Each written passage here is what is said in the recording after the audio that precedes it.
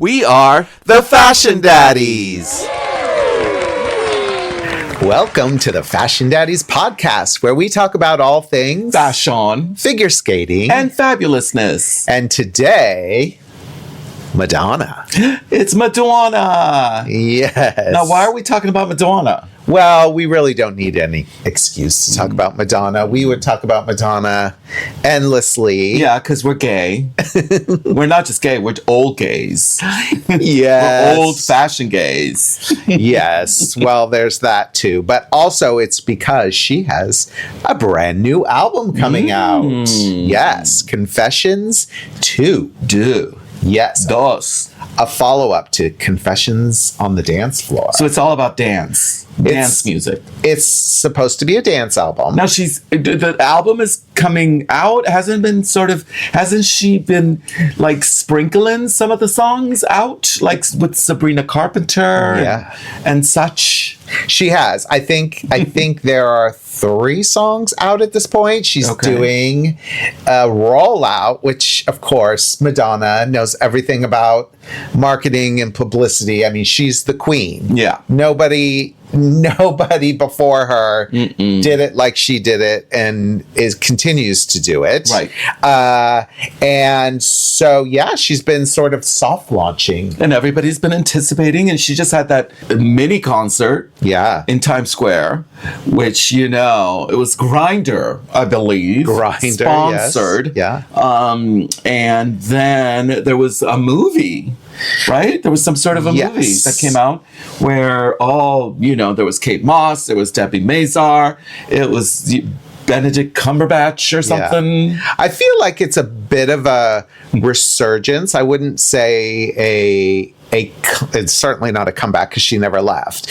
And of course, like we said, we have gay Instagram and gay TikTok. So it tends to be in our feed probably more than the average person. Mm-hmm. But a lot of what's happening on social media is people are bringing up a lot of her iconic work and saying, oh my God, have you seen this? So I mean, she is everywhere and everything. And again, everybody loves to talk about Madonna's age.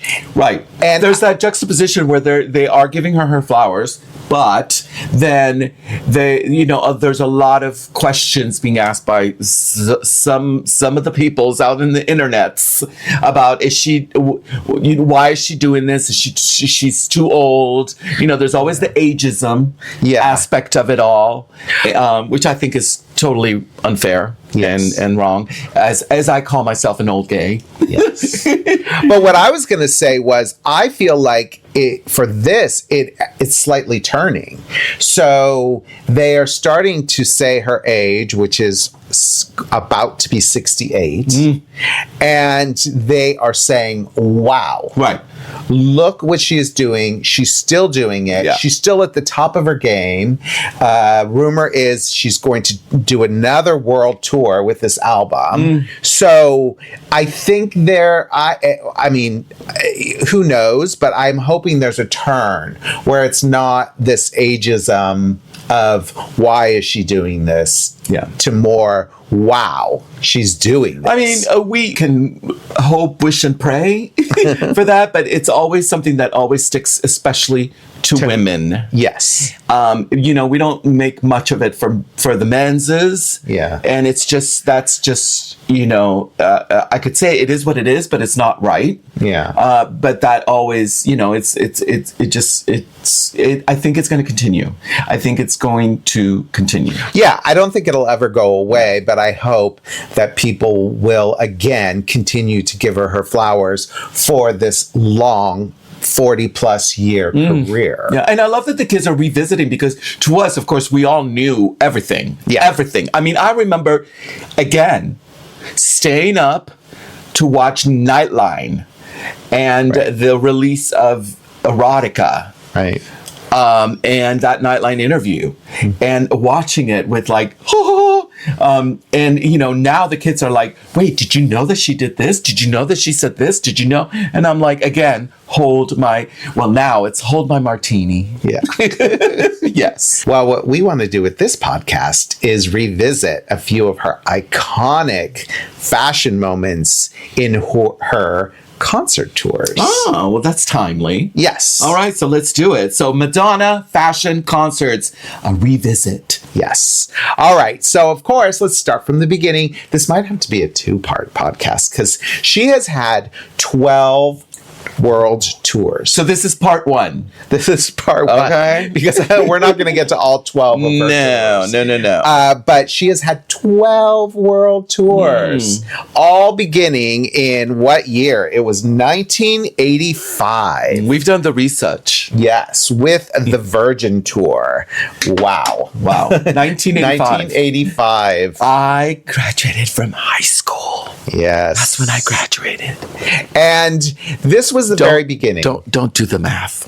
This was the very beginning, and it was really sending Madonna out into the world, Right.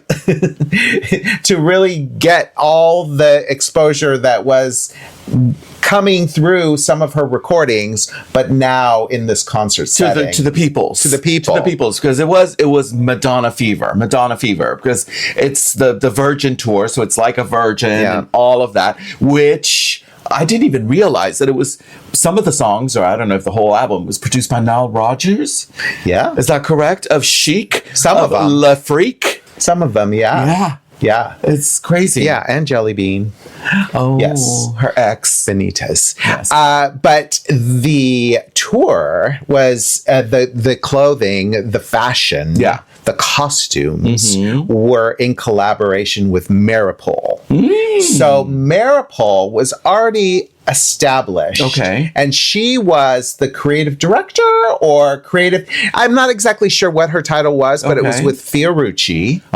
Yes. We love Fiorucci. Speaking of, like Sister Sledge, Halston, Gucci, Fiorucci.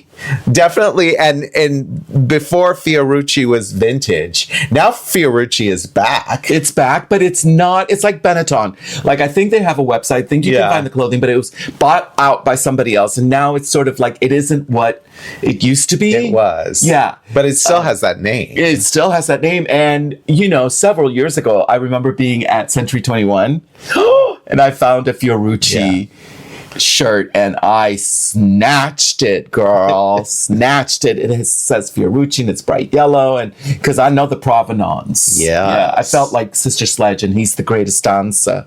Well, she was established already, and she met Madonna. Supposedly the lure of the meeting was at Roxy nightclub. Okay. And she was also in that artist circle with Basquiat. Yes, who was Madonna's boyfriend at the time. And she brought Madonna those jelly bracelets. Oh my God. Yes. That every girl and closeted gay yes in the mid 1980s had. I mean, I had all the black ones and multicolored ones, and she just had it all the way. Yeah, and what's another interesting little tidbit about those jelly bracelets is the first person to actually wear them was Grace Jones. Oh. And she wore them on her ankles. Leave it to Grace. I know. But of course, Madonna is the one that made them famous, infamous. And it was because of Maripol who styled the cover of that first album. Oh, yeah. So she's got the lace and she's got the rubber bracelets and the whole thing. And that's because of Maripol. And she also had a fabric store called Maripolitan in Greenwich Village. Of course. So it is also said because she dressed her like she was in that album. And Maripol was also very impressed with Madonna's style. Yeah. So it wasn't just that Maripol put her in this, Right. you know, like, okay, here, put all this on. I think she was of the moment, of Yeah. the village. It's like, you know, we talk about all the hipsters that, you know, the hipster look Yeah. that happened in Brooklyn, and then Silver Lake, and, you know, all that. It's like, that was the village look in the 80s. Yeah. And, you know, it's about getting vintage clothing and mixing and matching. And then, oh, rubber bracelets. Of course. Yeah. You know, that was Yeah. the thing. Yeah. And Madonna was the perfect muse for Maripol. And so she was the one who did all the looks for that first tour. Amazing. There were 2 acts. There were 13 songs in that set list, which was just her original music. Can you imagine? Can you imagine? Of course, Maripol was throughout Madonna's early career, and she's also known for hand sewing the wedding dress that Madonna rolled around on the floor during the MTV Music Awards, which really was another launching point. Yeah, that was it. So your favorite costume from, let's talk about a favorite costume from each tour. Okay, well, we're only going to pick out one. Okay. And the favorite, of course, is that iconic Madonna look. So I would say for me, it was this lace cropped top. I'm looking at it. Yes, Yeah. and it was over a black bra. Of course. It was purple. I would say lavendery purple. Yeah. It had this knit skirt that kind of rolled down. She had acid green studded belts. She had everything on her arms. The lace gloves. The necklaces, the crosses, and then tied her hair up in a little pink bow. But it's so interesting to look at these images because it's almost a caricature to me of what Madonna was. But she was the originator. Right. And you saw women or girls, really, those teen girls, just mimic her. Emulating her. Copying her look. Yeah. Putting the lace tights and the mini and the all the crosses and everything. My sister did it. Yeah. And then she wore another one with lace leggings underneath the skirt. And it was said that while the tour was going on, the American lingerie industry reported that their turnover was suddenly up by 40% for Madonna lingerie inspired looks. So lingerie, she raised the sales by 40%. Wow. Just amazing. Another level. All right, next. Okay. Who's next? Who's that girl? Who's that girl? Yeah. Now, this is 1987. Yes. I'll take this one. Okay. I'll take Who's That Girl. So that was the next one, right? Yeah. Now, this tour was costume designed by Marlene Stewart, who's a costume designer, and she did Terminator 2, Judgment Day, Top Gun, Maverick, True Lies, as well as huge movies. Gone in 60 Seconds. Yeah, huge movies. And that was all after this Madonna collaboration. Got it. Right. Yeah. And she actually, Stewart created the original bustier for Open Your Heart. And she worked with Madonna on Material Girl, Vogue, and Like a Prayer as well. And she expanded the idea of what was in the video to then bring to life, bring those characters in the videos, in her videos, to life. In the concert. And this, several acts. Act 1, Spanish and dance. Act 2, pop medleys, causing a commotion. And then Act 3, the grand finale. There were 7 costume changes, which doesn't seem like much. Not a Don't you ton. think? I mean, Yeah, it not was a ton. still starting out. No. I'll give you some inside dish on those costumes for Who's That Girl. For Open Your Heart, Madonna reused the Marlene Stewart designed trashy lingerie black bustier that was worn in the video, complete with the tassels, the golden tips, and ribbing with fishnets. Worked with Angela Dean, who's a lingerie designer from Trashy Lingerie. She also contributed custom technical execution to the construction. We actually know Angela Dean. We do. We've met her. So we love her, and she helped with the corsetry as well. My favorite costume, of course, is that bustier that we were talking about, from that corset from Trashy Lingerie with the gold Nipples? Tassel. Sorry. Tassels From Open Your Heart. Because it's so iconic. Yeah. And so anyway, that's my favorite one. Yeah. I mean, this Madonna era was just so epic as far as she was really in this look with the short hair that was blonde with the red lips. It's obviously Who's That Girl Tour, right? Who's That Girl era. I think in the way she looked, she just looked amazing. And like you said, this is where the corset really began for her. And then clearly she decided to continue with it. And she was bit by the corset bustier virus. Yes, which leads us to the Blonde Ambition Tour, which was 1990. Okay. And this is just the tour that really cemented my obsession with Madonna. And also style. Yeah. And fashion. We're talking 1990. So for me, that was such a pivotal time, I think, for both of us. Yeah. Because we were both you were doing your master's at UCLA. I was, I think, about to start my studying fashion. Yeah. And so that is just, it's like if you talk about some pivotal eras, if you would say, and then of course, then she's right there in it, and it's like, and then there's a fashion aspect because of course this is the Gaultier, the beginning of the Gaultier, Jean-Paul Gaultier moment. Yes. And what went along with that, which, if it didn't need to be cemented in our brains even more, is the film Truth or Dare, which was a documentary. Obviously, everybody, I would think at this point, has seen this documentary. If you haven't, you microwave some popcorn, kiddies.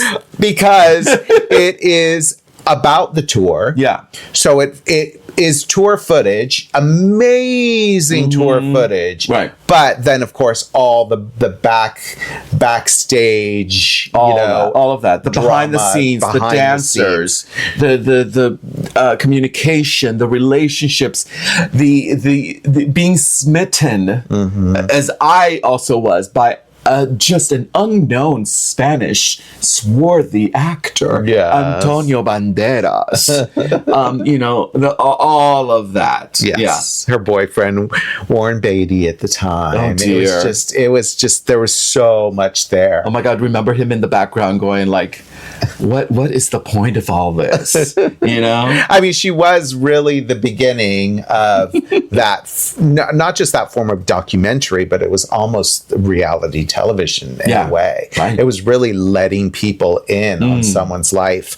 And it's the best. And of course, the tour was covered extensively, like I said, and within that, the costumes. And this is where she collaborated with Jean-Paul Gaultier. Yes. This is really where that began. That relationship began there. Yeah. And at the same time, he was having a moment in fashion. And it was all about Jean-Paul Gaultier. So she knew how to grasp. Again, I mean, you can just credit Madonna with so many things, but you credit her also with knowing the zeitgeist. Oh, yeah. Like smelling it before you smell it. Yeah. Before everybody else smells it. Like she smelled it, and I think also because she's right in those circles. She's in the circles where everybody knows that fuchsia will be the color of next year. But she knew before. Well, for these tours, she was the one that brought in these big designers, and now we see it with Beyonce and many others. But she was the one that really made it a thing, I think.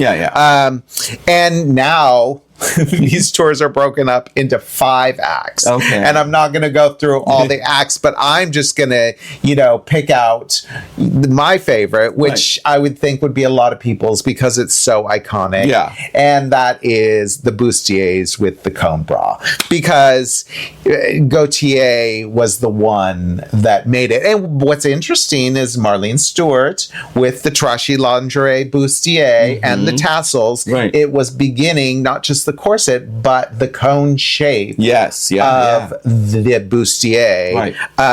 But she then went to the master. And the interesting thing is we went to an exhibit of Jean-Paul Gaultier at the De Young Museum in San Francisco. It was such a good exhibit. And they had there his teddy bear from when he was a little from 1957. I know, it's crazy. And on that teddy bear, he had made a cone bra. So if you know, it was kind of like, you want to know? Right. Yeah. Where like he didn't copy something. Like this is the provenance. And you also have to think about what he was looking as a little boy. The shape of the breastises, and the undergarment of those breastises in 1957 were those bullet bras. Yeah, very conical. So that all of a sudden, as a little boy, imagine. Then he put what he was seeing on his mom, and her and the other women around Paris, and he put it on this little teddy bear. That's so cute. I know. Well, he first debuted this iconic cone bra on the runway in 1983, and then he formally introduced the corset dress version in 1984. For the Barbet collection. Yes. So it's just. But but this concert wasn't until 1990. Not until 1990. Got it. So it was already there. 1984. Isn't that crazy? There. Yeah, so it's like 6 years before. Okay. Well, I'll tell you my favorite costume from this Blonde Ambition Tour was the pinstripe suit that she wore, and it had cutouts in the jacket, which right at the bust seams, which exposed this blush pink satin bustier underneath, while she had that double-breasted pinstripe suit closed. And of course, he is known for pinstripe suits. So this went straight with his aesthetic. Yeah, with the tailoring, but it's tailoring that has been messed up. Yeah, a little bit, but it's still flawless. Yeah, and this is again perfect for her. Yeah, gender bending. Yes, you know, the masculine versus the feminine. Yeah, it's all in there. And what you see as she removes the jacket is that this corset, which is actually a bodysuit, like a leotard, is worn over the pinstripe pants. So she removes that jacket, and underneath is this gorgeous corset, conical corset, which is now, of course, the most iconic. Just in satin, in that light pink satin with all the top stitching, and all the work that goes into it, and now has become an iconic look. Yeah, and if that weren't enough, she wore a second one, which was gold, when she did the religious section. Okay, so in that section, if you remember, that she was on a bed. She was writhing around. Oh, yes. And the dancers also wore the conical bras. Yes. And they were, what did you say? Writhing. With a TH. Right, yes. Oh, okay. I'm going to have to look that one up. For Like a Virgin. So she continued that with the gold corset. And then, I was only supposed to do one. I know, but this tour was just, to me, the joy at the ending of the finale act, where she sings Holiday and Express Yourself. Oh, yeah, with the polka dots. She wore a cropped polka dot top that had ruffles around the neck. I give it to you. Bell-bottom pants with polka dots at the bottom, and everybody was sort of matching her, all her dancers. And that, I mean, again, graphic, and exaggerated a bit. It's perfect costuming. Yeah, of course, that ponytail, especially for drag queens across America. Yeah, I mean, if you want the Madonna look, you would put on that high ponytail. Yeah, for sure. All right, next tour. Okay, you want to take? Is it my turn? One? Yeah. All right. The next one is 1993. So now 3 years goes by, and it's the Girlie Show. Yes. Well, the Girlie Show. Now this time, she left Gaultier, for for new men. Yes, for 2 new men, and they were Dolce and Gabbana. Yeah. So those were the costume designers for the Girlie Show tour. So new designers, so everybody's excited. A different kind of a look. Yeah. Still, Dolce & Gabbana is known for that gender bending. You know, you've got the black lace, the sexy dress. You know, the sort of the mistress who's mourning the death of that Italian mafia. Leader. You know, while the wife looks on. You know, that's the look. The Dolce & Gabbana girl is the mistress. But also beautiful suits. Again, pinstripe, tailoring, all of that. And according to, you know, the research, a lot of research included My Fair Lady, as well as Cabaret. 1,500 costumes were created for the tour. 1500. Several acts. There was a dominatrix act. That was the first one. Very provocative because it was also the era of erotica. So there she was. I think she had a mask on. You look at the photos and then a whip. I believes. So that's how she started. So you can only imagine, because it was erotica. That was the album that came out. So it was like, I'm just going to give it to you. The Act 2, which was probably my favorite, was Studio 54. And, you know, the segment was all about 1970s disco celebration. She was riding or straddling, another word, a disco ball. Coming down from the ceiling, which I loved. There was also the Weimar Cabaret, which is, again, very cabaret style, very 1930s. Marlene Dietrich, she's wearing a tuxedo, less smoking, with the white vest and underneath, top hat, the white, everything. She's like, you know, she's basically the MC, you know, from the Weimar Republic. And then, of course, the encore at the end. All of it was great. A lot of great costumes. I think Dolce & Gabbana did an excellent job. But for me, my favorite from this tour was in the disco segment, where she had, dare I say it? Can I say it? It's cultural appropriation alert. She had a blonde afro wig on, and the bell bottoms, and a great flouncy, velvety, multicolored top, and she had the platforms, and she was just giving it to you. And then she ripped up the pants, and they were hot pants underneath, sequined, right? Sequined hot pants underneath. So to me, I love the reveal. I always love a good reveal. I love the outfit. I thought it went with the times, and that musical segment. To me, that was. I mean, there were a lot of favorites, I have to say, but that was probably my favorite visually. Well, what's so interesting too about that segment is bringing back the Studio 54, that disco era, because it had been so sort of disregarded and cast off, pushed to be part of disco in the 80s was just taboo. So here she is, 1993, again, Madonna pushing in, being like, hey, listen, this is amazing music, and I was inspired by it. It was great. And I remember the video that went to the song that she did that came out. What was the song? Deeper and Deeper? Deeper and Deeper. Okay. Oh, you gay.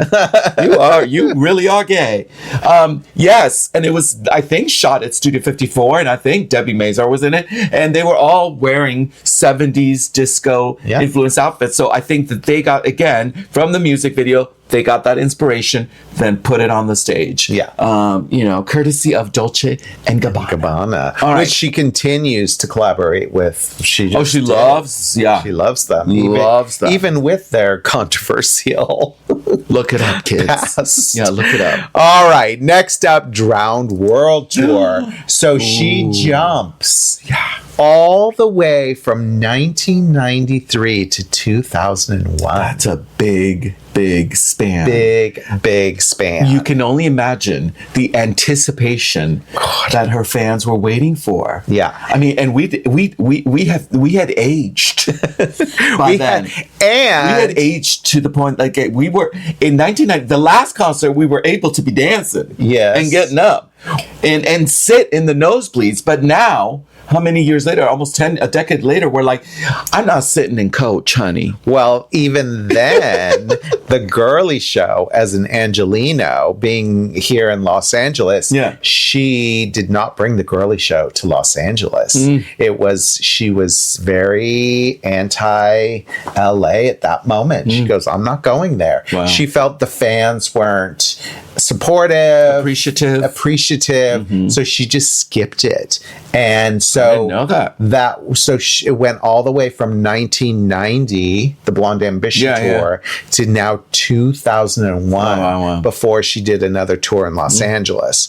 So, and that was a Drowned World Tour. Okay. And this begins her collaboration with Ariane Phillips, who styled 6 of her tours. Costume designer, stylist.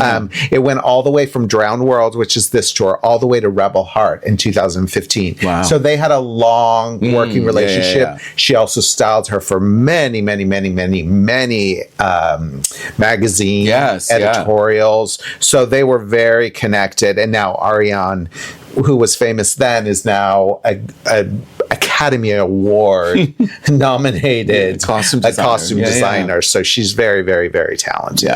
And these costumes, she goes back with Jean-Paul Gaultier and then moves from Dolce & Gabbana to D Squared. Which are Dean and Dan Catton. The twins. Catons. Excuse me. The Canadian twins. Yes. D Squared, who were, again, very hot at that moment. The trucker hat and the ripped jeans. And that whole look. I mean, I copied it. I literally would look at the most recent photographs from their menswear shows. And like use it as a mood board. At that moment. And then dress like that to go out. Because I could. Not now, but then. Well, in this tour, in the acts, there was Cyberpunk was the opening, and she wore kilts.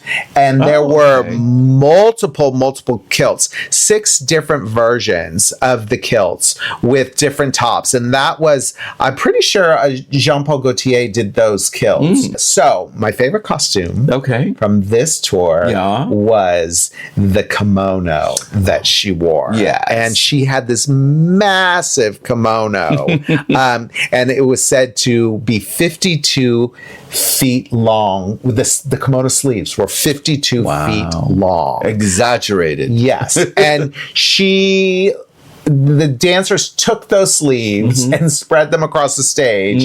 The kimono is removed, and she is wearing a ensemble underneath that's sort of like jiu-jitsu, judo, karate. Yes, and it's red. And then she elevates. So she's wearing a harness and she goes into the sky and starts doing all these amazing moves. But that kimono, there was just something about that moment where I think there was that feeling of a geisha moment in fashion at the time. But I also think she was responsible for ushering in a lot of that. So, well, that was such a great video. The Nothing Really Matters. It was, in fact, that talk about the red kimono geisha. I remember recreating it out of like this fabric that I had for a friend of mine to go out, go to a club, go to the club.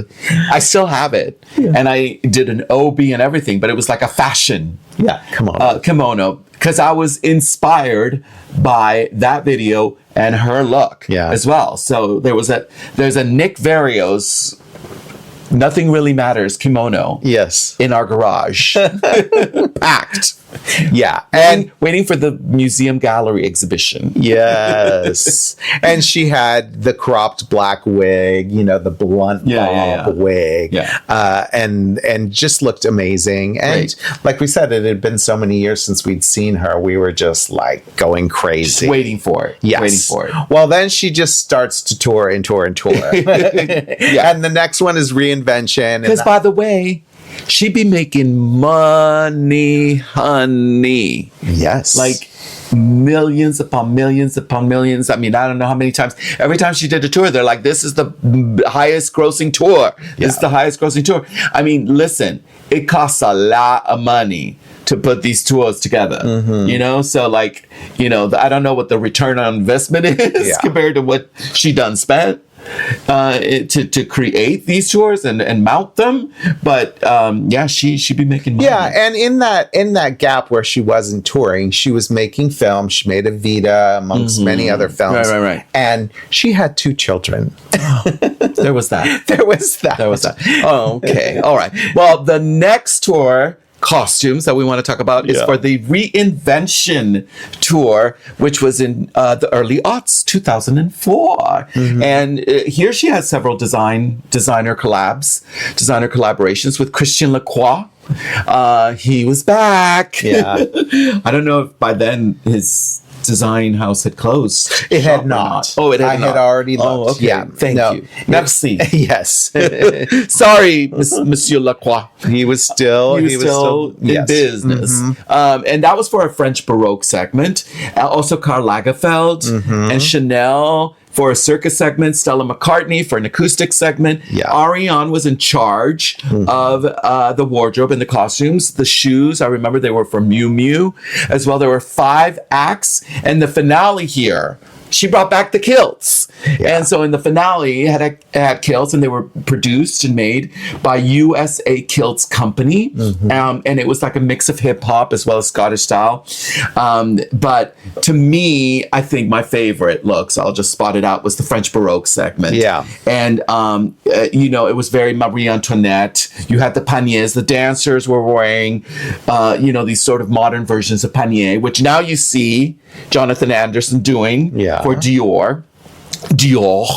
And she wore this gold corset, gorgeous, stunning, beaded. It was a couture corset, and it just stood on stage so beautifully. It was like, it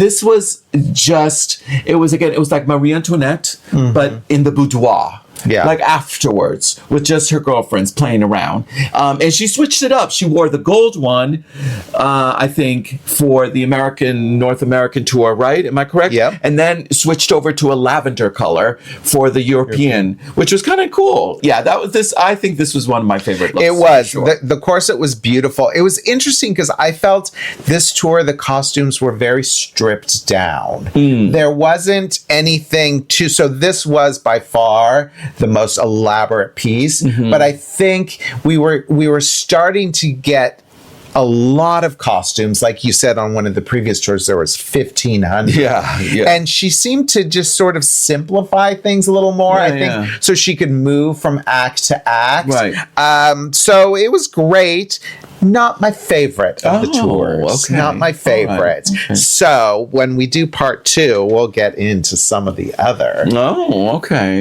That I really love. All right. Well, that was part 1 of our look back at Madonna concert costumes and some of our favorites. What do you guys think? Tell us in the comments what you guys think, and stay tuned for part 2. Yeah, there's still 6 more tours to go. Oh dear. Let's get through it before the album comes out. Oh, can we try? We will. We can try. We got to do an outfit change.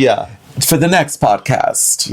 Right? And so, you know, until then, make sure to follow us on all our social media. And, of course, get our books. Go to Amazon.com. We've got a bunch of books. If you're interested in fashion, draping, pattern making, sketching, all of it, as well as if you want to learn how to do all that, you can go to nickvarios.com and take my fashion school courses. Our fashion school courses. Yes. All right. Until next time. See ya. Madonna. Bye. The Fashion Daddies is created and hosted by David Paul and Nick Varios. It's produced, edited, sound mixed, and scenic designed by David Paul. I'm just here to entertain.